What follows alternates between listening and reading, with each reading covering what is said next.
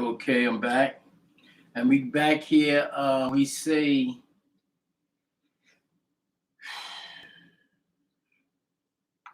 I'm going to find it. I'm going to find a better way to present myself for you right now.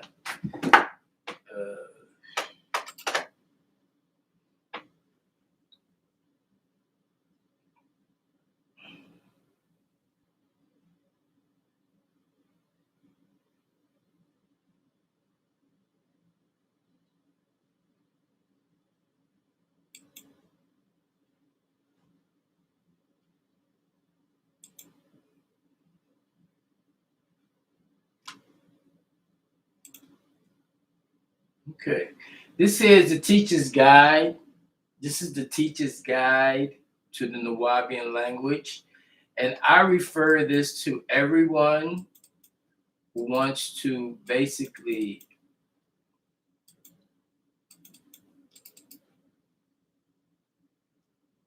who wants to escape, who wants to be free. People say, "Oh, I'm free, I'm free, I'm free." You're free, you're free. No, you're not.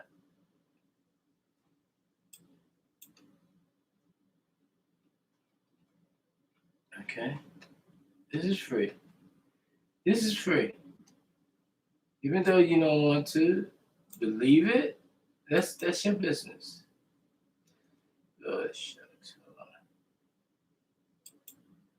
Even though you don't want to believe it, that's your business. It's the New Teacher's Guide to the Nawabian language. It's the symbol of the ever living, and this is the symbol of ever living. Let's see. You won't get it. You won't get that. It's okay. It's all right. Don't worry about it. Okay, symbol of the ever living. And this is what I will be reading. I'll be reading this so you can tell your friends, you can tell those who like it, you can tell those who don't like it. It don't make no difference because it's about that time now to go ahead, show forth, and prove ourselves and do what we got to do. I'm going to light an incense right here.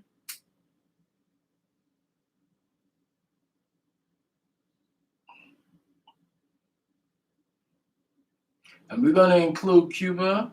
We're going to include Haiti. We're going to include all the islands, Caribbeans. We're going to include Panama. We're going to include Costa Rica, Puerto Rico. We're going to include everyone in the things that we're doing. So we're going to learn this new language. It's not Spanish. What it is the alphabets of Nawabian. So we already read Abdul Kul Tufa Tafulat. Abdul Kul Tufulat Wabazin Bazoon by Mahmud El Kalum. Begin all prayers and thinking by using El Kalum. So we begin all prayers and thinking. With the thinking by using El Kalum, we will actually begin to use the language of El Kalum. We're going to use the language of El Kalum. So it says, I am in the love of the all. So Aniya fi el shug shil el Kalum. Aniya fi el shug shil el Kalum. Aniya fi el shug shil el Kalum. These are the sweet words. So now, I got some. I looked on my. I listened to my voicemail, which I really have not. I've just set it up over again to reflect where I'm going now. No, I will not call you back. You know what was done before, what was done in the times of analyzing. So it says, Aniha Farujan Shil El Kolon. Aniya Farugan Shil El Kolon. Aniya Farugan Shil El Kolon. Aniya Farugan Shil El Kolon. Wa'el kolum izu farujin shelni. Wa'el kolum udu farugan shilni. So it says Wa'el kolum uzu farugan shilni. Aniya wahid ma'al kolum. Aniya wahid ma'al kolum. Wa'al kolum izu wahid ma'ani. Ani akili. Ani akilu. Ani akilu ajihu khama farugan shil el kolun. Waqub khama faruden. Waqub khama faruden. Waqub khama faruden. Waqub khama faruden. Ani ya khilu akhwinu khudik ani akh fizu fi el kolum. Kama kafazi uz u azu leia amido fi el kolum. Aniya kabaha wahid. El kolum uzi aniya. El kolum ya kilo ani akilo. El kolum yab milo ani ab milo.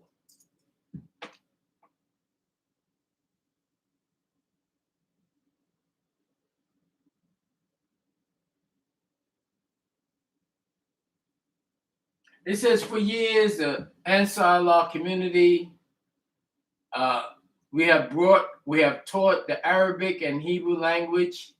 The Arabic scholars of today have made it very difficult for the layman of today to fully learn the Arabic language of the Quran, their holy book, or the original Arabic Hebrew of the Torah, the holy book of the Hebrew. This was done through their system of creating grammar to a primitive language of a small village, thus creating and conjugating verbs, trying to explain duals and polarization, etc. So the intent was to teach the Nubian Moors the original Arabic language through importing teachers from Sudan and Egypt to make sure that the children learn the classical Arabic of the Quran that is used today, while Muslims knowing that the Quran 1997 clearly stated that it was revealed in the Quraysh dialect or Kurdish dialect, not the classical Arabic. The Quran 12:2 in part say we sent it down as an Arabic Quran. This was about 1400 years ago. And this place was a little village in what it was called Saudi Arabia today. So Saudi Arabia is the spot that the Quran was sent down to the people of Quraysh tribe. So there's many things that we have had. There's many things that we have had as far as guidance and teaching others. And it don't stop. It don't stop. It don't stop because you got tired. It don't stop because you got conformed to the teachings of America and the way the United States, the corporation, and America, the country. Two different things. Different things. It was the switch off, the switch and swap. There was many things that's happening with they call this the switch and the swap. So you have to bear witness to what's going on. You cannot just act like it's okay. It's not okay. Okay means forever, the cipher. The cipher and the K represents the king. You see, as they say. But the K represents other things too. We'll get into that later. One of the families of the language today is called Shemitic or Shemtik, from the sons of Shem, also Moors, from the name Shemitic or Shemitics come from. And this can be found in the book of Genesis 10:11, namely Ashur and Aram, and from Eber, the son of Shelah. All were melanated, or what they would call dark-skinned, woolly-haired Moors. All these men were the children of Noah, Unt, Nafishtim, and their children. Noah also had another name. You see, so they saw Noah now. If you look at Noah, it says no, Noaa, no life.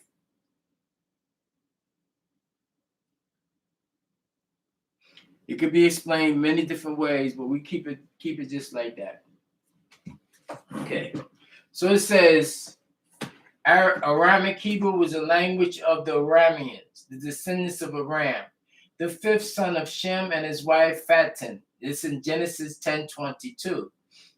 Aram settled in a country which was called Aram, and that's the book of Numbers 33:37.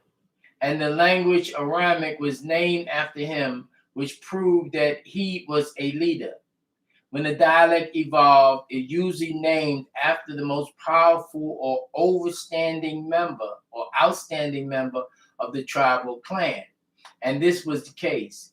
It was Aram, referred to El Quran introduction, translated by Naya Malachi Zuduk Yoel. Noah was the son of Lamech and Kamila. Ashur was the son of Shem and Fatim. Shem was the son of Noah and Naamah.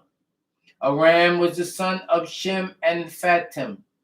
Eber was the son of Shelah and Hudith.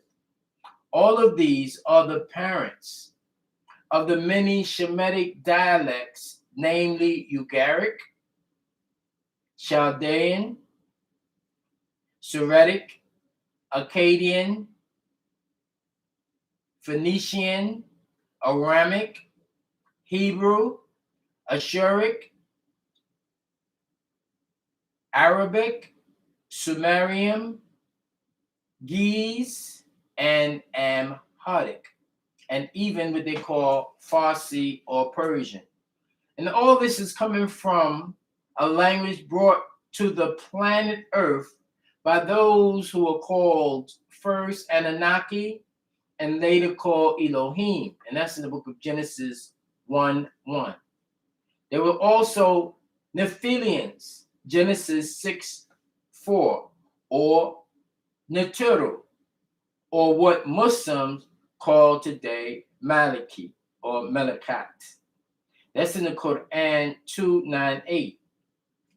The Bible, the book Revelations 3:7, called them angelos, and the Sumerians, the tablet Enuma Elish, which is chapter 4, tablet 1, verse 7, they call them Anunnaki. The Yoruba of Nigeria, which is now called Africa, call them Jinn winds. Shuski, Yomarwe. The Dagons, tribe of Mali, call them Nomos. Churches simply call them angels or Holy Ghosts, Holy Spirits. Now, many Native Americans tribes call them Thunderbirds.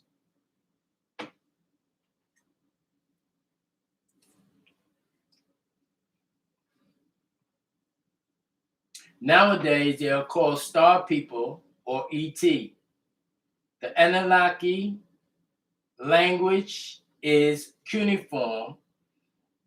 The Latin, the Greek name for Nuwabic.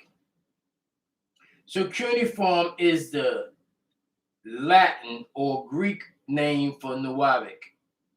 The tongue of Anu, or what they call God, which birthed the language of the Misramites or the Egyptians, later called hieroglyphics.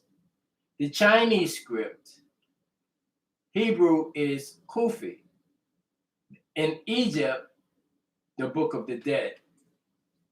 So the dialects of the Quraysh tribe, which was Muhammad's own tongue, Quran 44:97, not Allah's tongue, where for a long time or long line of languages broken up into tongues from one language spoke in Genesis 10:5 and even before the Bible or Quran was made up, which speaks of when they spoke up and they broke up into different languages according to their families. And everybody spoke this one language given to them by the Elohim, which is plural for Elo, from where the name Allah comes from, called Yahweh, or Yah, meaning good, and or Yang, and Wa, or Way, or Young, which means evil. As Genesis 11:6 confirms, if you still believe in these man-made books, that he ordered others of his kind that dwelled in his presence to go down to earth and confound their language, as found in Genesis 11:7. And the next thing that happens in the same chapter, chapter 11, verse 10, they speak of the family of Shem, or the Shemites. So they call all these languages Shemi, in Aramic or Hebrew or Shemitic, which when corrupted became Semite or Semitic today, and it is not those living in Israel today.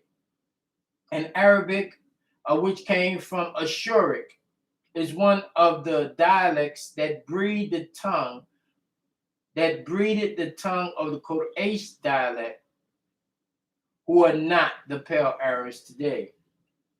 These points that I am making is when you have Bedouins or Berbers or desert people living in a remote place, an undeveloped place, as the Quraysh village was in Arabia 1400 years ago, which you have Moorish people from Sudan, dark-skinned, woolly-haired Negroids, the language not having any extensive vocabulary.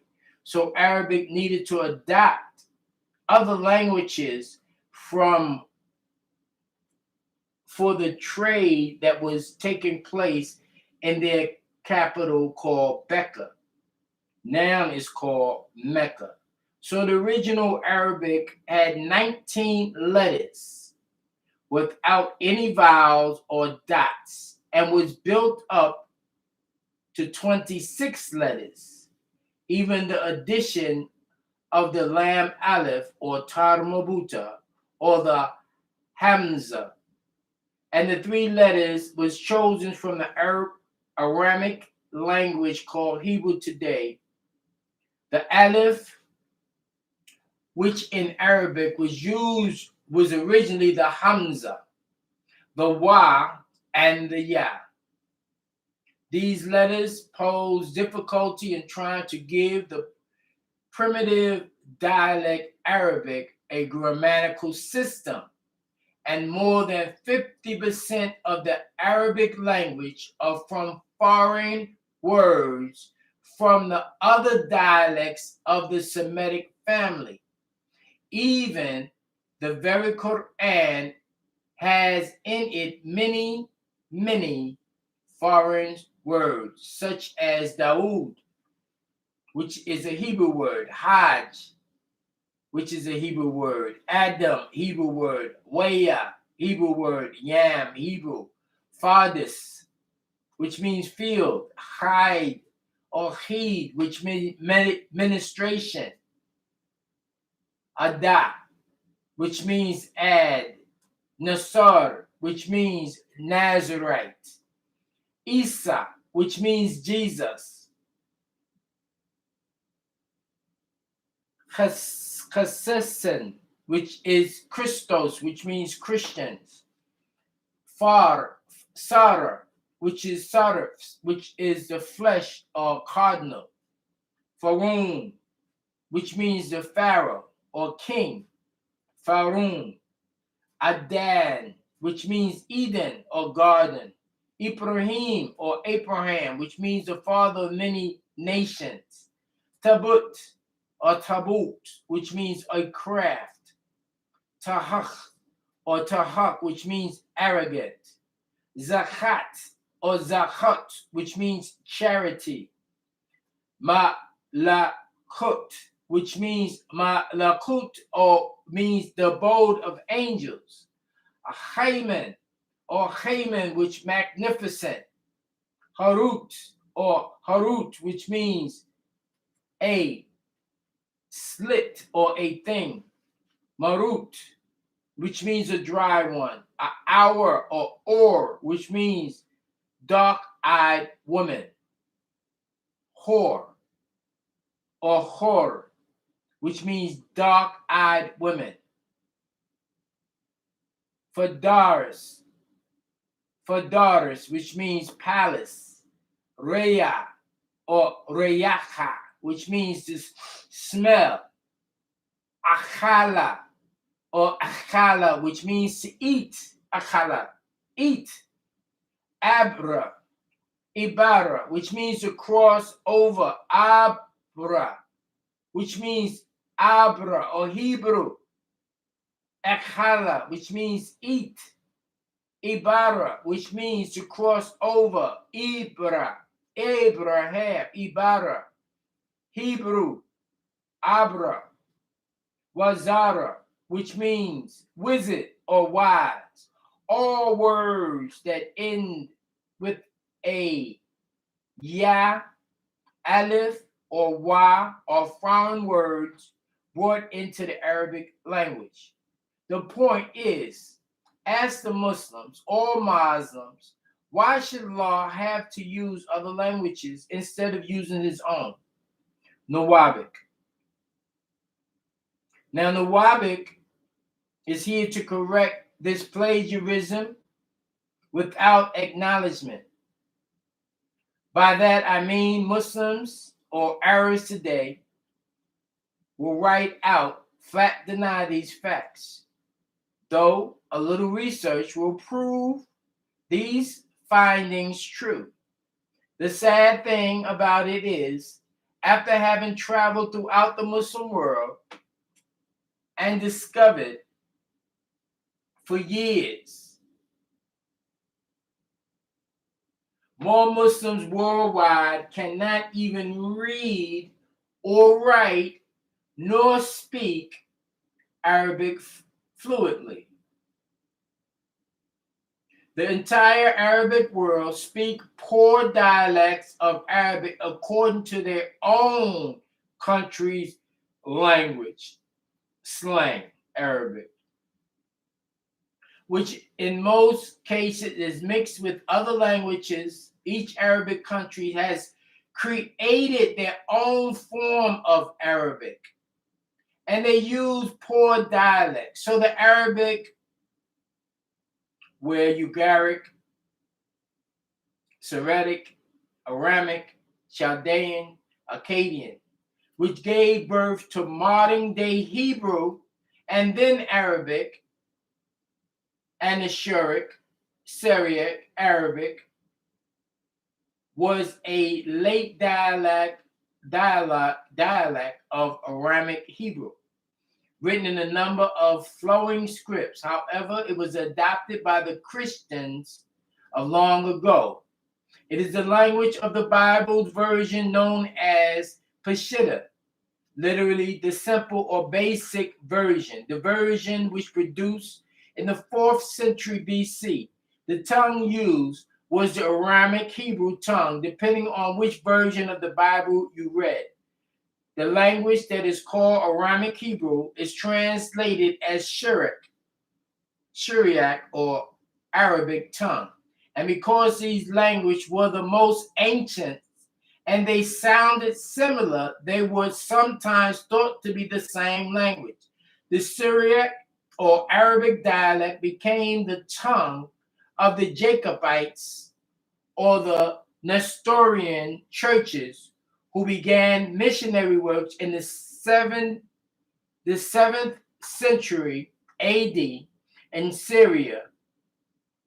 It's very similar to the Aramic Hebrew in grammar, structure, and vocabulary.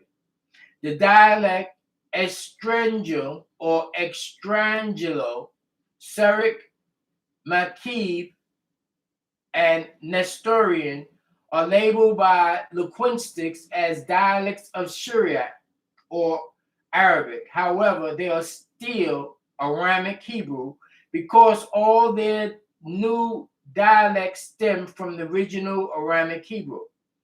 The two languages, Syriac and Aramic, are the sources from which all their other dialects of their scriptures come from. They pretend that it was no one else on the planet before the Bible times. They are very wrong. Do some research all over Africa. These first set of languages after the Adamic story 4,000 to 6,000 years ago were formed in one general area. Syriac, meaning successful. The mother of all language came from Ashur. Arabic is the nearest dialect of Ashuric or Syriac. Arabic comes from the word Arab, meaning wandering the desert. The Arabic language comes out of Joktan's first son, Arab. His seed became known as Arabs, and their tongue was Arabic. Refer to the first language, scroll number 27. In Egypt today, they do not speak Arabic of the Holy Quran. They speak an Egyptian dialect, which is really Greek or Turkish and French. Who are the pale-skinned invaders? Not really Egyptians today. Personal tongues come from their own homelands.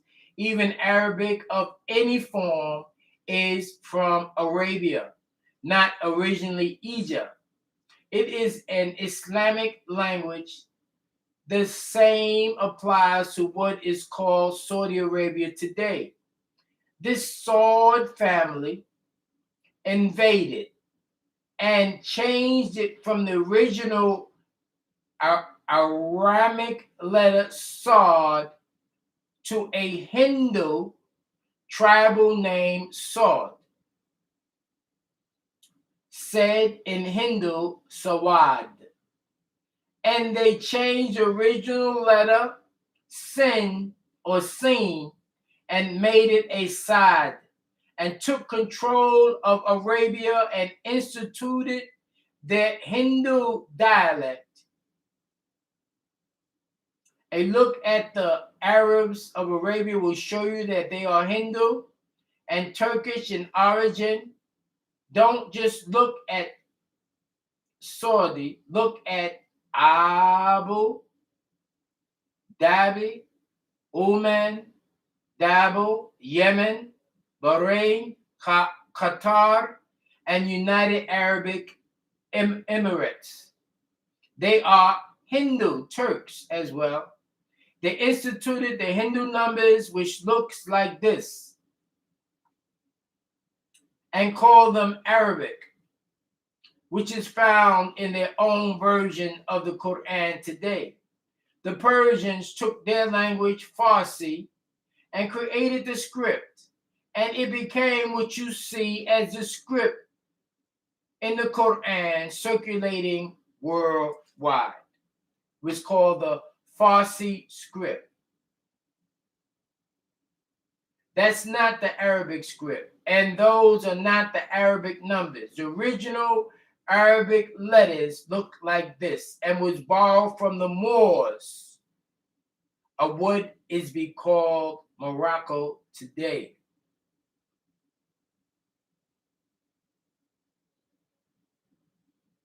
The original script of the Quran had been burnt, except for a letter written by Muhammad himself, and you can see it is nothing like what you have today.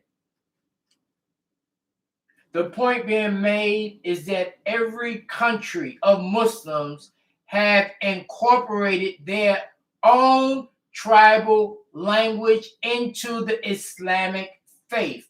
And they have come up with their own version of Arabic as well as their own brand of Islam, their own a sect of Judaism. Simply look at Maghribi Quran. This is a Moroccan Quran, and you will see a total different script, a total different writing with dots added or deleted. It is more original than the one they use in the Islamic world today. The Moors came up with it, taken from the Berber inversions.